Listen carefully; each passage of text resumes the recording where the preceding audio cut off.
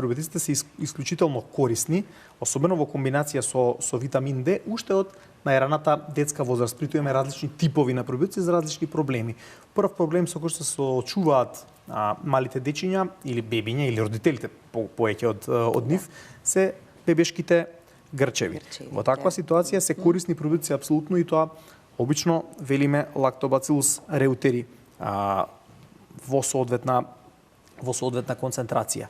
Понатака, доколку имаме ситуација со дечиња кои што се родени со царски рез, значи тие се на некој начин хендикепирани во однос на останатите затоа што не успеале да ја преземат бактериската микрофлора од мајката. Значи тие што би била при природниот чин на породувањето. Таа е клучна за да имаат одреден имунитет. Значи тие се оставени на голо, треба да ги колонизираат од почеток и тука, а и во сите други ситуации е корисно да се додаваат соодветни пробиотици, обично во детска возраст тоа се ЛГГ или Lactobacillus rhamnosus. Мислам, ова е сериозна наука како што треба да се применува, меѓутоа токму и тие типови се применети во соодветни терапевски форми капки кај нас.